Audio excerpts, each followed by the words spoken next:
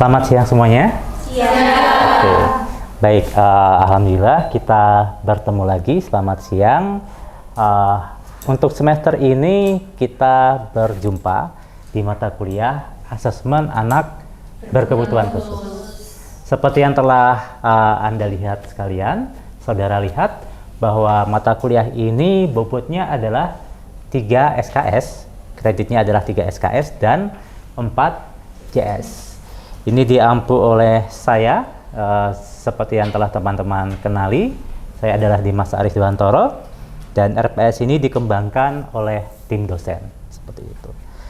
Baik, untuk mata kuliah asesmen sendiri, asesmen ini merupakan sebuah kompetensi yang sangat penting, sangat urgent, karena pada profesi pendidikan khusus, kemampuan asesmen ini adalah kemampuan yang paling utama.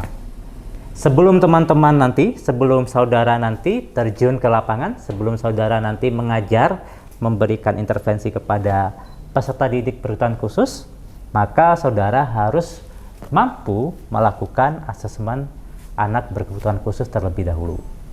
Jadi inilah mengapa mata kuliah ini disajikan di semester 2. Karena ini menjadi penopang saudara sekalian ketika nantinya akan melakukan perkuliahan-perkuliahan di mata kuliah semester berikutnya. Oke? Sudah tahu seberapa urgent mata kuliah ini? Bobotnya? Oke. Kalau begitu sekarang kita mencoba melihat capaian mata kuliah dan juga rancangan-rancangan pembelajaran selama 1 semester. Jadi di Universitas Negeri Malang selama 1 semester kita melakukan perkuliahan sebanyak 16 pertemuan. Dan UTS, ujian tengah semester, itu dilakukan di pertemuan atau minggu ke-8, sedangkan UAS, ujian akhir semester, dilakukan di minggu ke-16. That's right. Kemudian untuk capaian mata kuliah asesmen ini sederhananya seperti ini. Mahasiswa ketika bisa membuat perencanaan melakukan asesmen, kemudian mahasiswa bisa melaksanakan asesmen, dan mahasiswa dapat melaporkan, dapat mengevaluasi pelaksanaan asesmen, maka saudara-saudara sudah mencapai capaian pembelajaran mata kuliah atau CPMK pada RPS ini. Jadi ada 3 kompetensi yang utama: merencanakan, melaksanakan, dan evaluasi. Nah, secara lebih rinci, jadi dalam hal merencanakan, maka saudara perlu memiliki pemahaman yang komprehensif tentang apa itu asesmen untuk anak berkebutuhan khusus. Konsep dasarnya perlu kita dalami terlebih dahulu. Kemudian saudara juga perlu memahami ruang lingkup di dalam asesmen berkebutuhan khusus. Ruang lingkupnya itu apa saja? Karena yang kita bahas ini sangat luas, nanti akan kita dalami. Kemudian lain sebagainya, saudara nanti bisa amati pada RPS yang telah saudara lihat di CPJR masing-masing. Kemudian sub CPMK-nya, saudara nanti bisa lihat penjabarannya. Untuk daftar pustakanya, sumbernya kita memiliki buku utama, buku Babon. Biasanya dalam hal perkembangan itu ada Santrok, ada juga Harlock. Namun ketika saudara dapat mendapatkan sumber referensi yang terbaharui, yang baru dari jurnal, itu akan lebih mendukung. Begitu ya? Oke. Sekarang kita mulai masuk pada kegiatan-kegiatan di setiap pertemuannya. Nah, tadi seperti yang saya katakan, kita ada 16 pertemuan. Di pertemuan pertama, setidaknya kita melakukan kontrak perkuliahan, dan juga kita membahas tentang konsep identifikasi dan asesmen. Kemudian di pertemuan kedua, ini kita sudah mulai masuk pada ruang lingkup asesmen, di mana nanti kita akan membahas tentang ruang lingkup asesmen akademik dan asesmen non-akademik. Nah, kita sekarang di pertemuan yang kedua ini. Begitu ya. Jadi, teman-teman sudah mempelajari tentang konsep-konsep dasar secara online, dan nanti kita akan memperdalam tentang ruang lingkup asesmen. Kemudian teman-teman perlu mempelajari tentang milestone asesmen perkembangan dan juga milestone atau kurikulum di asesmen akademik. Kemudian setelah itu kita mempelajari tentang teknik-teknik dalam melakukan asesmen, kemudian menyusun instrumen, kemudian UTS, baru kelompok nanti kita akan buat kelompok melakukan asesmen dan wajib dipraktikkan pada subjek. Subjeknya siapa? Subjeknya adalah anak berkebutuhan khusus yang nantinya akan kita asesmen. Begitu ya. Jadi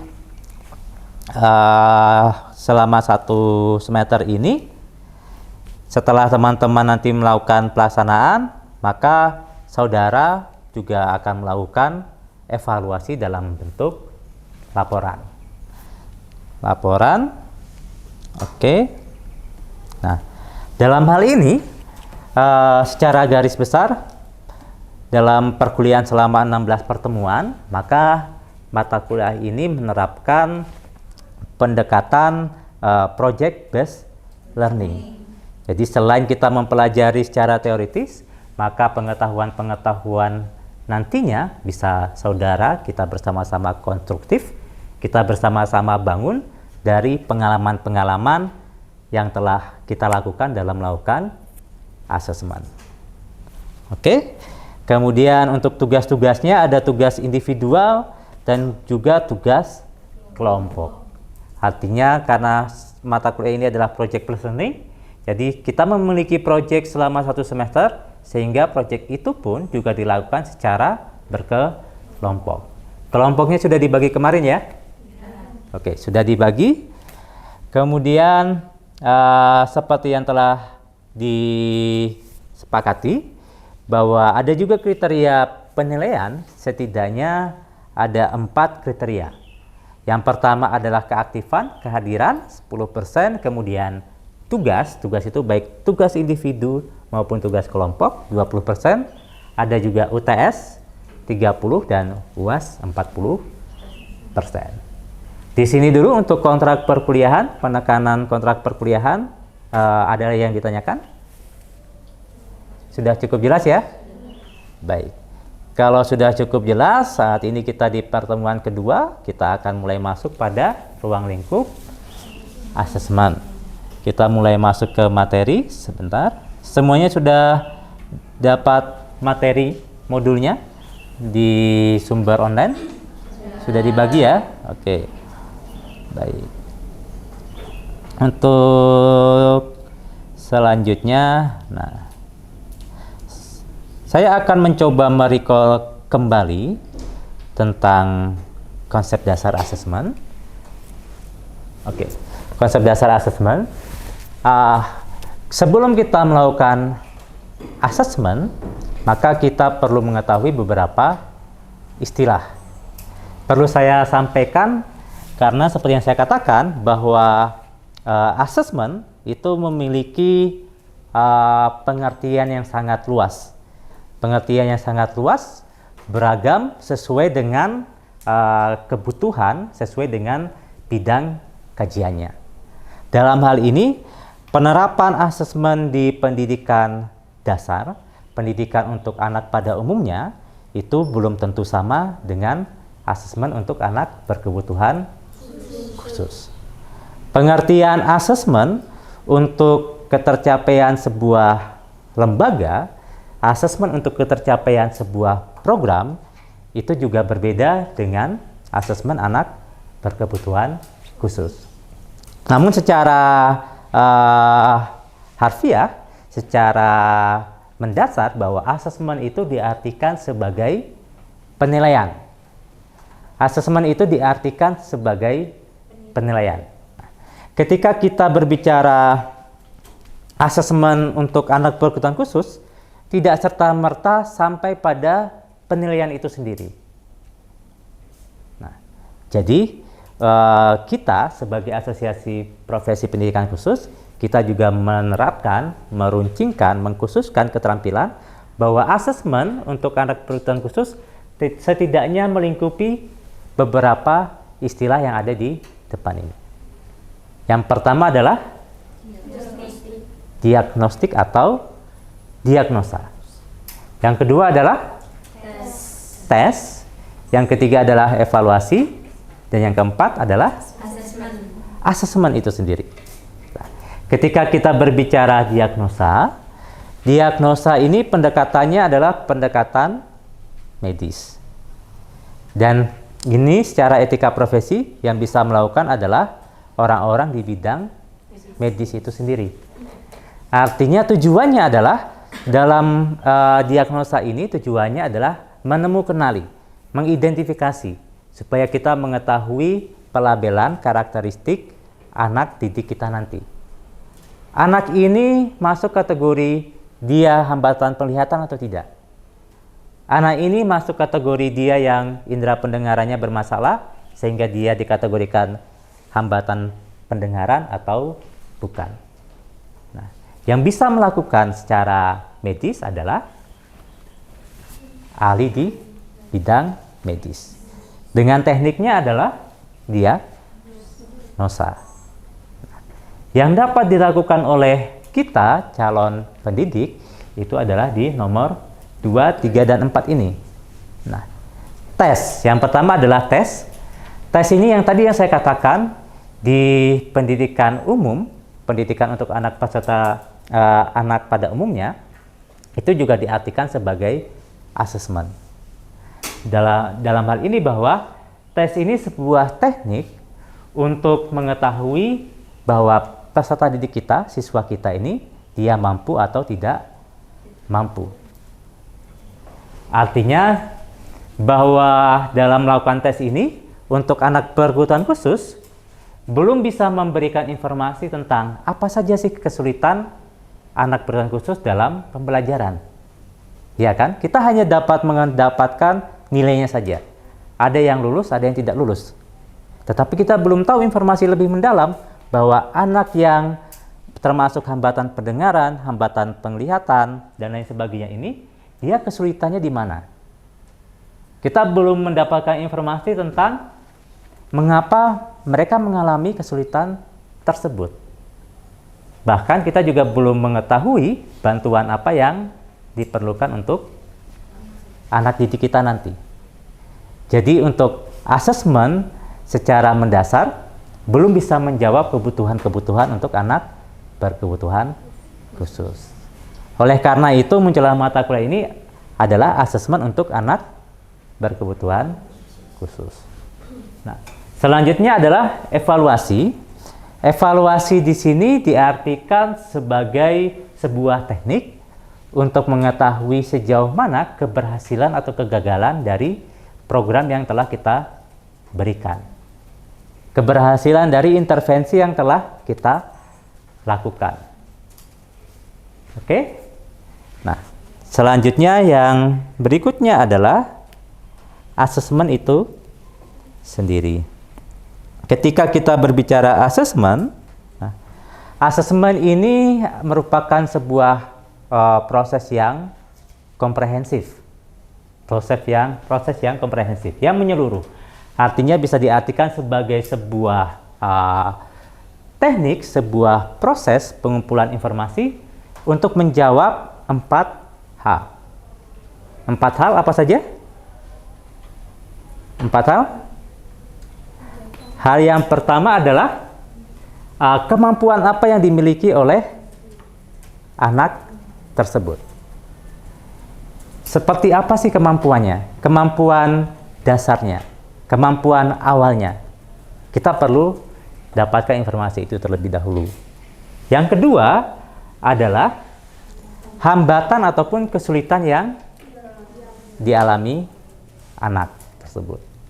Baru yang ketiga, setelah kita mengetahui hambatannya, kita sebagai asesor mencoba menggali lagi, menelusuri faktor-faktor atau penyebab mengapa kesulitan tersebut terjadi.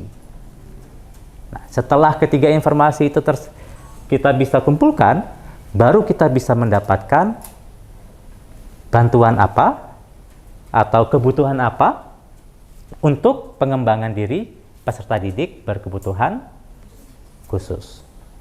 Jadi dalam asesmen anak berkebutuhan khusus, setidaknya harus menjawab 4 informasi tersebut. Kalau asesmen pada umumnya hanya mengukur ketercapaiannya saja, kemampuannya saja, ya kan? Tapi kalau kita lebih spesifik untuk anak-anak disabilitas atau anak berkebutuhan khusus, maka kita harus menjawab 4 poin ini. Bisa dipahami? Ada pertanyaan? Oke, kalau tidak ada pertanyaan berarti saya anggap paham ya? Baik. Selanjutnya yang menjadi tugas kita hari ini adalah pembahasan mengenai ruang lingkup asesmen itu sendiri. Sebentar. Baik. Dalam ruang lingkup asesmen, untuk hari ini kita lakukan pendekatan jigsaw. Ada yang tahu jigsaw? Metode jigsaw ada yang tahu? Tidak tahu? Oke. Metode jigsaw ini adalah salah satu metode pembelajaran kolaboratif. Jadi peserta didik atau Anda sekalian yang lebih aktif daripada kami yang ada di depan ini. Jadi saya selaku dosen ini hanya fasilitator, teman-teman ataupun saudara sekalian ini yang menjadi pelaku utamanya, kolaboratif. Jadi metode jigsaw ini kita akan membuat kelompok dan nanti saya akan bagikan materinya, topik bahasanya. Nah, kemudian topik tersebut harus didiskusikan oleh masing-masing kelompok. Didiskusikan, kemudian masing-masing kelompok bertanggung jawab untuk menjelaskan kepada kelompok-kelompok yang lainnya. Bisa dimengerti? Sehingga masing-masing kelompok nanti saya minta juru bicaranya. Oke? Siap?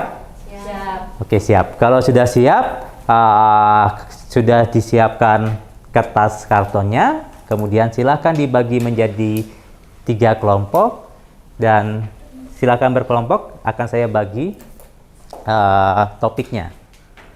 Untuk materinya ada pada modul mata kuliah asesmen anak berkebutuhan khusus. Silakan bisa berkelompok. Bisa berkelompok 3-3. Kursinya boleh digeser. Mungkin 3. Silakan. Oke. Silakan didiskusikan. Saya akan ikut diskusi jika ada yang ditanyakan di masing-masing kelompok. Silakan. Baik. Untuk kelompok yang pertama nanti akan mendapatkan topik ruang lingkup asesmen akademik. Ruang lingkup asesmen akademik dengan asesmen membaca permulaan. Kemudian kelompok yang kedua adalah ruang lingkup asesmen aritmatika atau berhitung. Kemudian kelompok yang 3, karena tadi 1, 2 itu adalah ruang lingkup asesmen akademik, yang kelompok 3 adalah asesmen perkembangan. Kita pilih salah satu, yaitu asesmen perkembangan kognitif ya. Oke, kognitif. Baik, silakan kita diskusikan. Dibuat dalam peta konsep, kemudian nanti masing-masing kelompok harus berbagi ilmu yang teman-teman bangun kepada kelompok lain. Baik, kelompoknya sudah terbentuk ya? Alat dan bahan sudah siap, materi juga sudah siap. Sekarang kita action. Silahkan diskusi berkelompok, dibuat senyaman mungkin. Nanti saya akan berkunjung ke masing-masing kelompok untuk diskusi. Silahkan disesuaikan.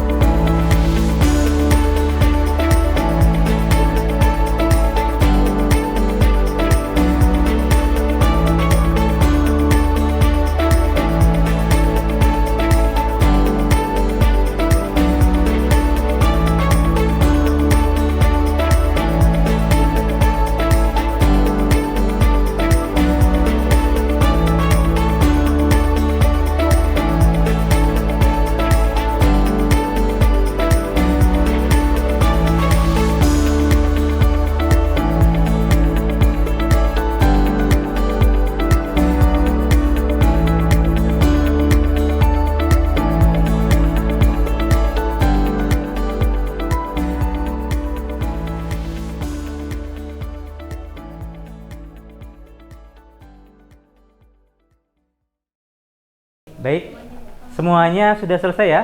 Sudah. Data konsepnya sudah? Oke, tahap berikutnya setelah masing-masing kelompok mempelajari topik, maka silakan pilih salah satu ahlinya, salah satu perwakilan.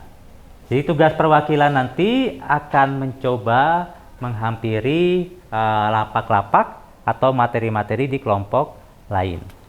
Nah, di kelompok yang dihampiri itu memiliki tanggung jawab untuk menjelaskan sedetail mungkin kepada tamunya nanti. Nah, bagi ahli yang tadi ditunjuk, yang telah mempelajari berkelana ke masing-masing kelompok, nanti bertugas kembali lagi ke kelompoknya, kelompok awalnya, untuk menjelaskan kepada teman-temannya. Jadi target dari metode Jigsaw ini, kita dapat mempelajari materi yang banyak dengan waktu yang singkat, dengan keaktifan dari peserta didik. Siap ya? Siap. Oke, silakan dipilih masing-masing kelompok satu perwakilan. Siapa? Oke, maju dulu. Baik, silahkan. Boleh dibawa catatannya. Oke, baik. Oke, silakan. Baik, sekarang tugas saudara sekalian sebagai perwakilan, silahkan ambil ilmu sebanyak mungkin dari kelompok lain. Silahkan hampiri kelompok yang ingin kalian pelajari. Silahkan, langsung.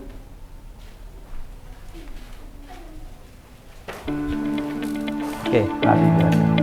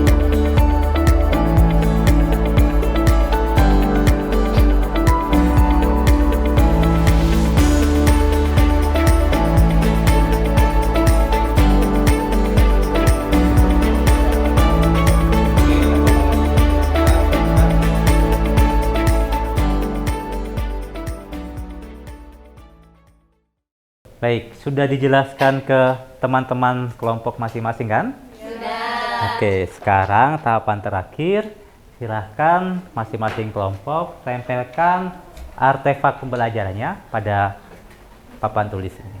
Silahkan dipasang terlebih dahulu. Setelah itu baru kita lakukan refleksi pembelajaran pada pertemuan ini. Silakan, Mbak, ditempelkan.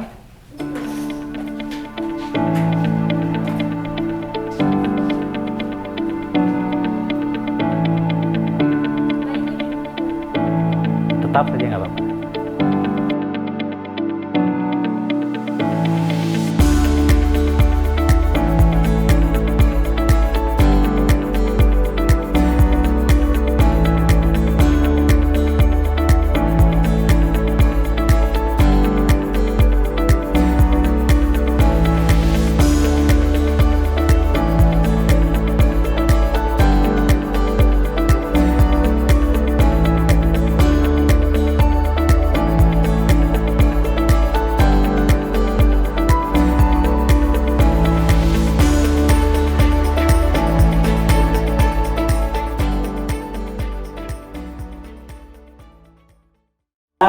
Di penghujung pertemuan ini kita melakukan refleksi. Jadi saya ingin tahu pemahaman teman-teman pada semua materi ini. Mungkin saya butuh satu perwakilan, mungkin yang dapat menyampaikan rangkuman pada pertemuan ini. Siapa? Saya. Oke, Mbak dulu. Silakan.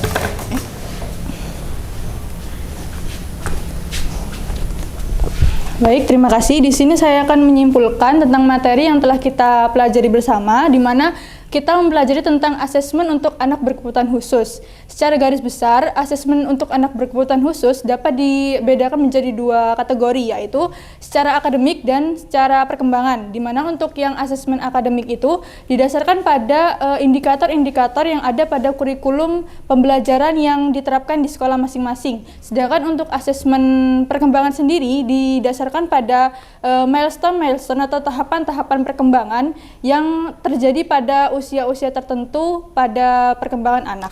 Begitu. Terima kasih. Mungkin kita beri aplaus. Kita kembali. Baik. Oke. Semuanya sudah dapat memahami ya ruang lingkup asesmen untuk anak berkebutuhan khusus? Baik. Mungkin ada yang ditanyakan?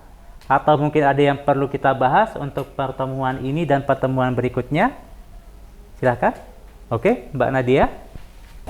Ini Pak, untuk pertemuan yang sudah dijelaskan tadi kan kita ada asesmen yang pergi ke lapangan. Nah, itu untuk asesmennya sendiri, sekolahnya itu ditentukan atau kita milih sekolahnya sendiri di mana gitu. Terima kasih.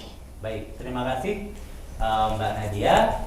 Untuk ruang lingkup asesmennya nanti sesuai dengan tugas masing-masing kelompok.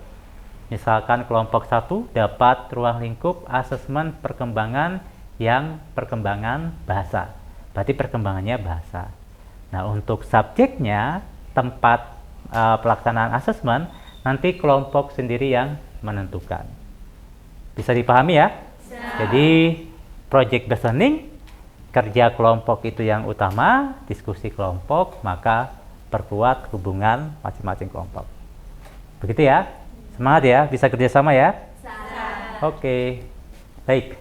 Materi sudah kita bahas semuanya dan kinerja saudara sangat baik. Saya sangat berterima kasih. Terus jaga semangatnya, tetap semangat. Kita bertemu lagi di pertemuan selanjutnya. Oleh karena itu pertemuan pada hari ini bisa kita akhiri. Assalamualaikum, selamat siang semuanya. Ya.